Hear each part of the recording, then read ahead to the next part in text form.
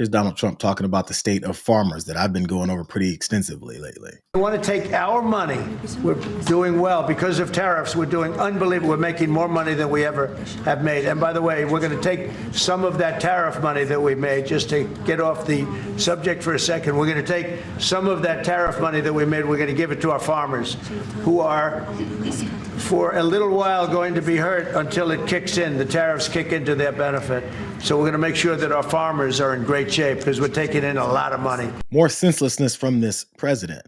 He wants to take tariff money, give it to these farmers who are suffering because of his tariffs so that they can start rolling. That is until the tariff policy kicks in, and then they're going to make a lot of money. Did that make any sense to anyone? How is it you've got so much money coming in from tariff policies that you need to use it to help farmers who are suffering because of those same tariff policies? Give it to them so they can last long enough until money starts coming in from those same tariff policies where they're going to be doing great. All you have to do is listen to them and you'll understand how little sense he really makes. How is that possible? How are we in the golden age and also in a devastating age at the same time? But at the third part of the time, you have to wait until the golden age kicks in and everyone is doing great. How does that make any sense? How is it that no reporter standing there listening to his drivel then say, what the are you talking about?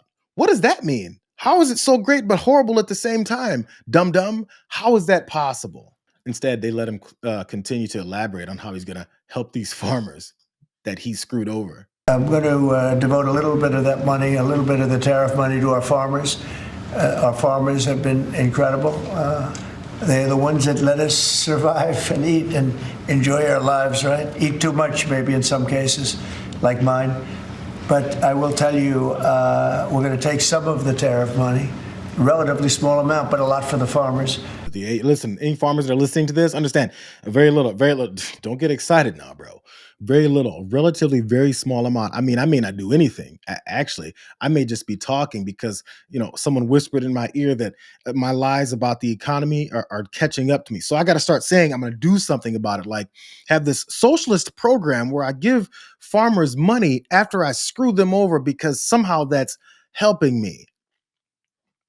Matter of fact, I think here's another window into exactly how this policy is going to work. Pay attention. It's going to be a really detailed response. About farmers, though, about the farmers. Yes, go ahead. What does that look like? Is that going to be direct checks to farmers, or is it going to be Well, we haven't decided that. We'll be dealing with Brooke later. He's got a policy in place where he's going to help the farmers because he's, thought about it. And after thinking about it, he's got no idea. I don't know. We're going to do it at some point. I got to talk to Brooke Rollins, who doesn't know about anything but kissing my ass. So after she finishes kissing my ass, then I'll ask her, how are we going to continue to lie to these folks and make them think that, we're responsible and not just hoarding all of their money. This is his explanation as to how the tariff money, and pay attention to where he got this tariff money from, is going to help these farmers that he wants to help out because of him. We're finding, the other day, it was very interesting, they found $31 billion. They said, sir, we found 31. I said, you mean positively, right? They said, yeah, 31 million more than we knew.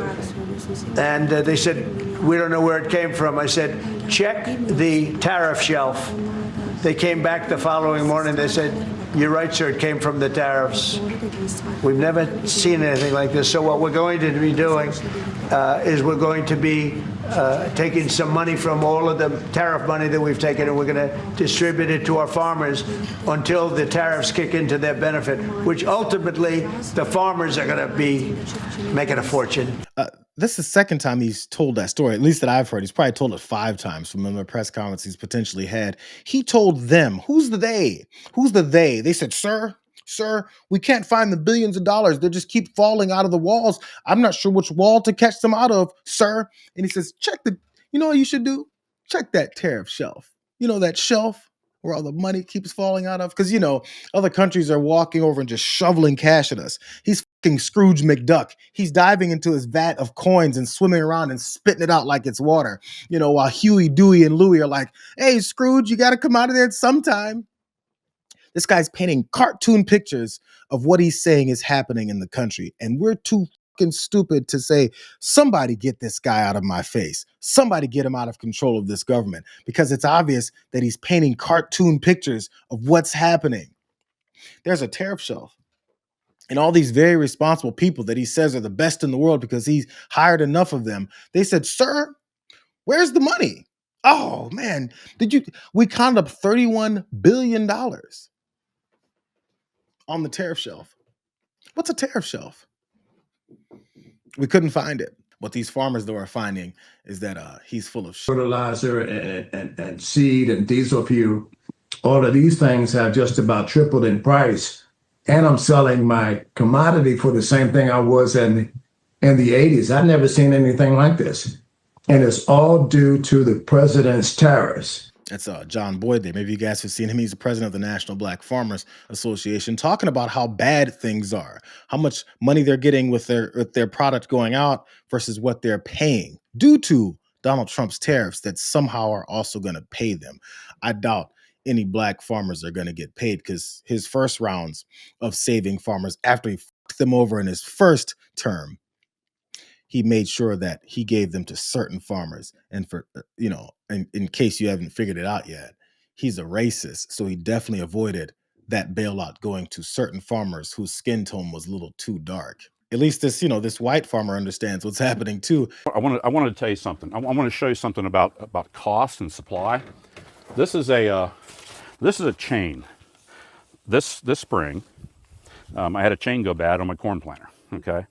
And so I went to John Deere, bought a John Deere part right here. I'm getting ready to put it on. And this is a discussion about tariffs, about what increased costs are to agriculture. I open up this chain, if I can find it in here somewhere. I'm getting ready to put it on.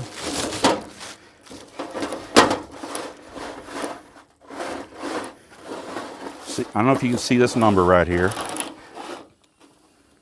This A20505, that's a John Deere part number, a true John Deere part number. Maybe say it on the other side, I don't know. But looky here, made in China, made in China. I go to put this on, I'm thinking, you know what? I don't know what I paid for it. I just grabbed it and took off. They'll send me a bill. But I do know this, that I had to pay tariff on this thing. And that cost me more money. This is a genuine John Deere part, right from my John Deere store that I've dealt with for 4 decades, okay? China parts. That cost me money. That cost me money as a farmer. And folks don't realize of how many parts that we purchase are coming from overseas. You'll look at parts from China, of course, like it's a John Deere part, for God's sakes.